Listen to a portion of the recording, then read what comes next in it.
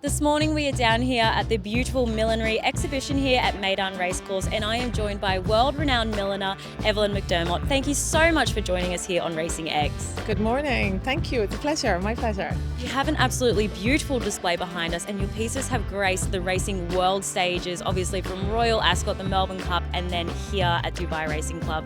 What a week this must be for you. It is spectacular, and it brings all those worlds together as well then. So for me, traveling around the world to all these different race meetings, not forgetting America as well. We do our derby as well, and it has been amazing to sit out there for breakfast this morning and meet all those people all on the same platform, sitting on the lawn watching the morning gallops this morning. It's been fantastic. This week is our Christmas, I guess. So you guys have your Melbourne Cup down there, and this is it for us up here. So it's fantastic to see everyone come in from around the world. When I saw you yesterday, you said that you'd been on the track since 6 a.m. You've been on the track all morning again today. You must be a very busy lady this week. Very busy lady, but the track is my therapy. 6 a.m. yesterday was a little bit late.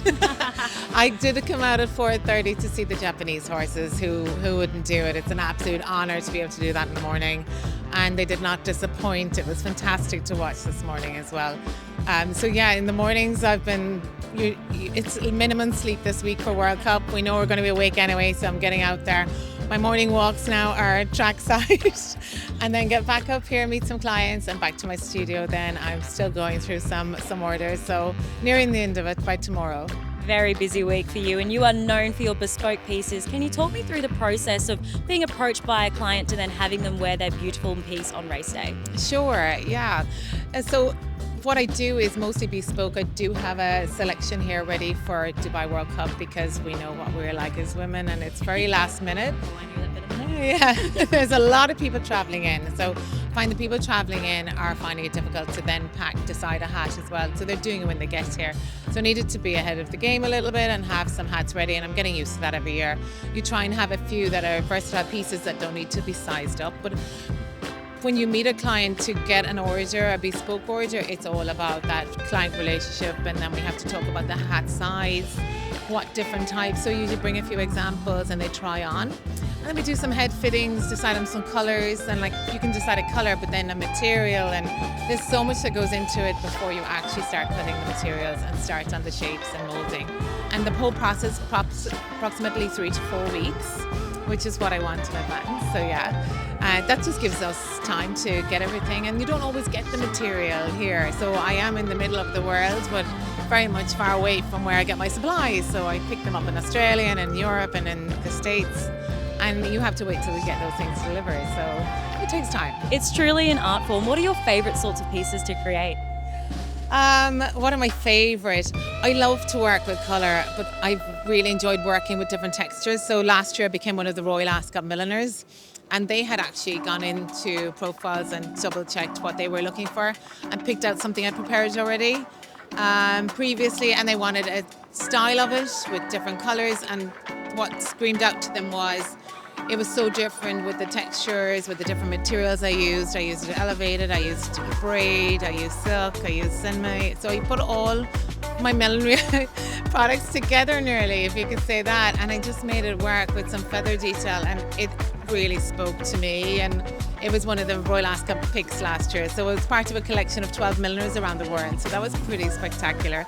But it was probably one of my favourite. It took quite a long time now, but it was one of my favourite pieces to create, because I guess the pinnacle was it was going into the Royal Ascot Museum at the end of the day.